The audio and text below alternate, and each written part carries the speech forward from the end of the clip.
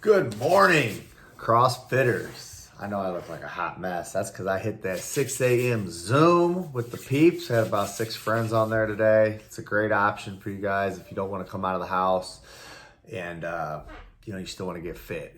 It's really fun. The workouts are pretty nasty. It's a good mix.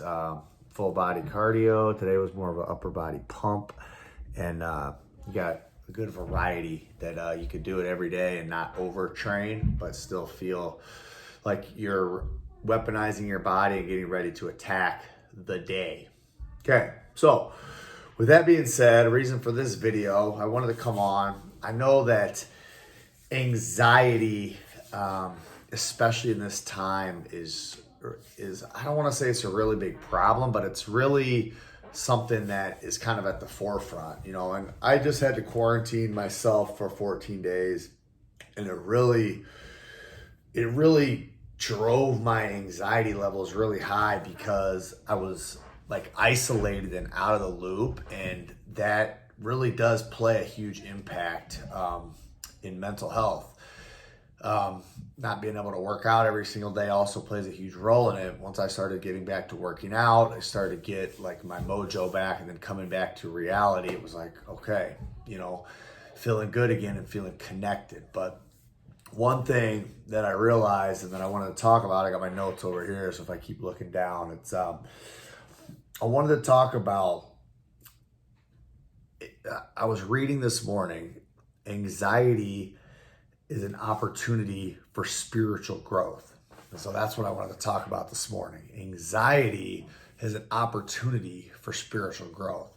So, with the pharmaceutical industry being a $1 billion industry, like anxiety has got labeled and it's got this stigma, and it's just like, it's a bad thing, right? And we want to fix it and get rid of it, and we want to make it go away because it can be crippling, it can be debilitating. And we look at it as like something unnatural that shouldn't be there. I'm gonna have you consider that if you look at it differently and honor your anxiety and look at it more as a check engine light, that something is off with you spiritually and emotionally, and that you're out of alignment and you're not congruent.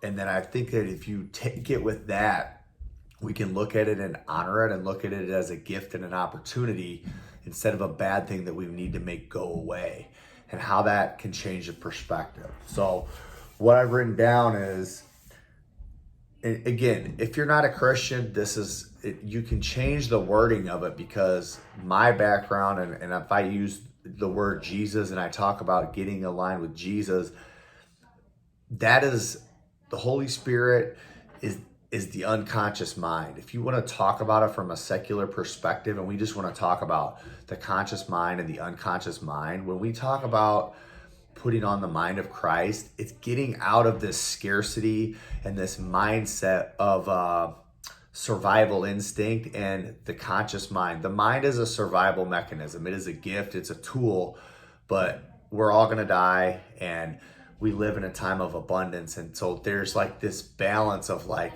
using the mind as a tool, but not letting it run your life and make the decisions for you, because ultimately you're going to die anyways, right? Nobody gets off this planet, alive. Like you're all eventually going to die, whether you die when you're 30, 40, 50, 60, or you live till 100, you're going to die. So the mind's job to protect you from death and to protect you from looking bad. A lot of those things, you're not going to walk across the street and get eaten by a saber-toothed tiger. So some of that stuff that we have for survival, we don't necessarily need, and it can be hyperactive and cause some of these high levels of anxiety because it's trying to protect us from things that it doesn't need to.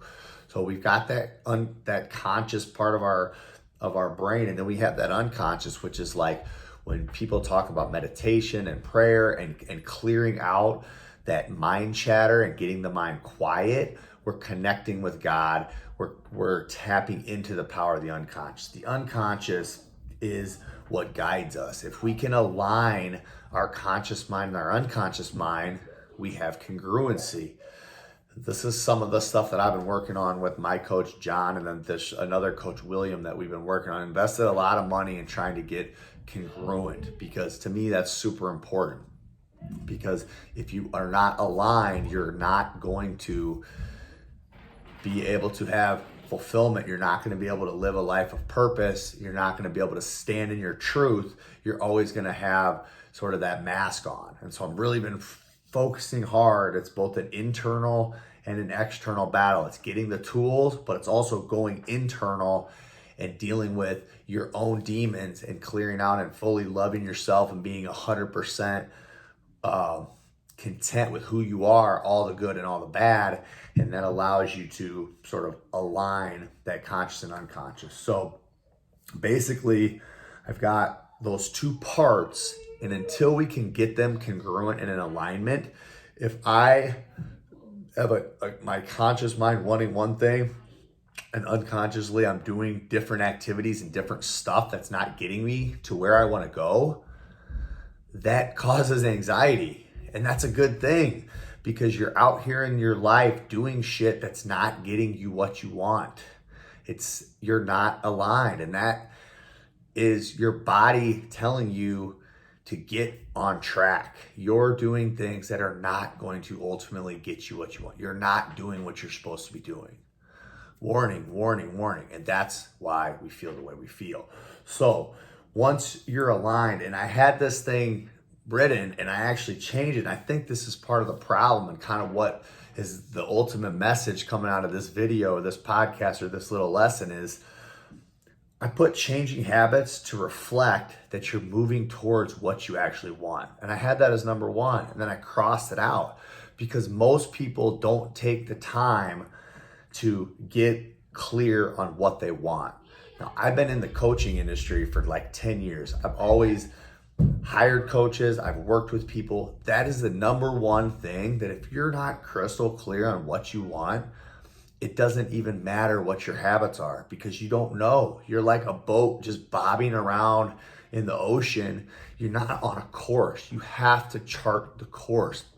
And I think we have so much guilt and shame around identifying what we truly want that most people do not even complete step one. And you could be a complete badass on the external, and your habits could all be spot on. But if you never took the time to chart the course to truly see what you want, and you just doing what mom and dad told you to do, what the world thinks is right, maybe what you thought that this, getting this degree and this is the path that you're supposed to take, and you never really questioned what you want in your heart. You never quieted your mind and listened to that unconscious, to that Holy Spirit. Then you could be busting your ass and doing everything perfectly and still going the wrong direction and still not have a life that you love. So the number one thing is you have to get clear on what you want. That might take working with someone else. I mean, that's literally what I do. I help people align and figure out and ask those hard questions. What do they want? But you don't necessarily need me. You don't necessarily need a coach. You might just be able to quiet your mind, but you have to be able to listen to your heart, listen to that unconscious, and let it guide you. So that's number one. You have to get clear on what you want. Now that you're clear, now you can backwards plan it, and you have to change the habits to reflect what you said you wanted. And are you going to then be taking action steps in real life, in that external world, that are going to get you what you want? Okay, because if not, you're going to have anxiety. You're going to be out of alignment, and you're not going to be congruent. So if I say that I want to be 190 pounds and I want to have a six pack and I want to be shredded, and I backwards plan, I have to strength train 4 days a week, and I have to eat a certain amount of calories, certain amount of protein, carbs, and fat. And then if I look at my Fitness Pal and I'm not eating that, and I look at my workout log and I'm not doing that, and it says, oh, well, I know that I need to sleep 7-8 hours because that's when my body heals and grows. Wow, I have only slept 5 hours. I'm not congruent. I should have anxiety because I said I wanted this and my actions aren't reflecting it. Something needs to change. I need to have enough self-respect and discipline in order to have these things, if this is what I truly want. The third part of it is to say, if you're not going to commit to the process, then you can actually look and say, am I really willing to do that? And if I'm not willing to, then I need to change that goal on the front end so that I can pull it back down. And maybe I'm content with just having this, or maybe that's not what I really want. I thought I did, but really when it comes down to it, here's what I'm willing to commit to, because I really like to drink, or I really don't want to track my food, or I really only want to work out 2 days a week, or maybe 3. Okay, cool. Then let me change my goal and say, well, I'm going to be 180 pounds. My deadlift's only going to be 400 pounds, not 500. And that's fine too. That's the beauty of it. It's your experience and there's no right or wrong way. But if you want to chase some eliteness, if you want to chase greatness, if you want to chase something, then you have to clearly identify it, and then you have to commit to it. And then you have to decide, am I going to stay that course? Am I willing to do that work? Okay. The last part of it I want to give you guys, and this is where I think a lot of us go wrong, mainly me. I'm giving you my own experience, right? Write down, take the time on the front end to build the system. If you think that you're going to go and have an idea, this is what I want, and then I'm just going to do it, it's impulsive and it's not going to last. I am the most impulsive. My wife will tell you all these insights are from her. I'm going to give her the credit because she's the systems brain person. And this is for our new program. She's helping me build it. The beginning piece is critical because you need to identify what it's going to take to set up these structures in your life so that this becomes your new reality. Okay. And this is really cool because if you take the time on the front end to write down where you currently are, so this is identifying your truth. You're going to write down your current day. Okay. Our life is just a series of days. So what I found with our clients is like, you got to give me what you do in a 24-hour period. And as you repeat that over and over again, we want to get that thing closer to our perfect day. And Chris Cooper is another guy, this 2-brain business guy. He's big on identifying your perfect day. And I've talked to a couple other gym owners and stuff that it's like, you start with that because you live your perfect day every single day. You are living the life that you want to live, right? So we write down what we currently do. We identify our perfect day, right? Because we know where we want to go and we backwards plan and we know the things that we need to put in. We know the habits, we know the process. Now we write down the perfect day. Then we look at the two. Is it realistic to expect us to make that big of a change? Maybe you're really close. Maybe it's not that big of a deal. Maybe you're already sleeping 5 hours and you want to sleep 7 and you're going to set your nighttime alarm a little bit earlier and you're going to sleep in 1 hour and boom, you're at 7 hours of sleep. Maybe you're already going to the gym, but you're just riding the Peloton. You're doing this cardio bullshit and you need to be lifting some weight. So you need to hire a coach and you need to get on a weightlifting program because that building that lean mass is going to get you shredded. So they could be little tweaks and adjustments, or you could be nowhere near your goal. You're eating complete garbage. You have kids running around. You don't work out at all. And you barely sleep because your baby's waking up. And you have so far off that you have to then be able to slowly bridge that gap and say, okay, here's the first thing I'm going to commit to. I'm going to get my sleep down, boom. And I'm going to get some form of workout, 2 days this week. And then we can start to mold that current day towards that perfect day. And we give ourselves grace and patience and we build to it because ultimately we're trying to get to this being our day every single day. And we're putting a shield around it. We're making it bulletproof and we're having enough self-respect and discipline that we're not letting outside world influences. Maybe that's our family. Maybe that's distraction from social media. Maybe it's work. We're not letting those things take away what we're trying to do because that's what successful people do. They do not let other people dictate their life and their success. They control it as best that they can, okay? We guard it and we protect it with our life because this is the most important thing to us. We have a powerful why, something that is depending on getting there that makes us say, I'm going to battle for that every day. I'm going to war and I'm not giving that up.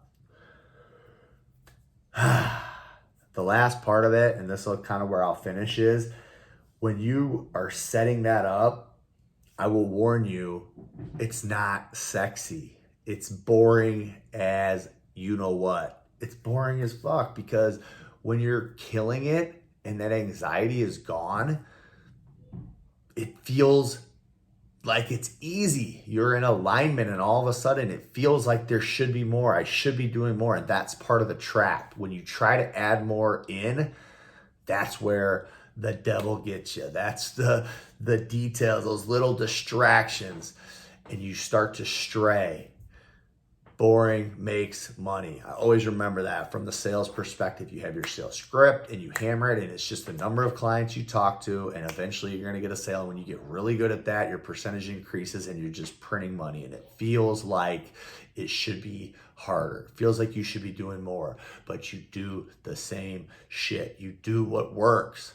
So it takes a while to get set up, but once you get it set up, that is your rhythm and nothing takes you off of it. And that is the ultimate goal, because now you have ultimate freedom and flexibility to essentially do whatever you want. This is what I do all the time, every day. I live my perfect day. And if I want to deviate off that once in a while to indulge in what life has to offer, then I do that without any guilt or shame. And then when I'm done indulging and I get that experience, then I come back, because this is what drives me. This is what makes me happy. This is what gives me joy. I'm in my zone. I'm in my zone of genius. I'm living my perfect life. I don't want to do anything else. I freaking love my life. And that's what I want for all you guys. It's a beautiful place to be. Coach CK signing off. Have a great day. Love you guys.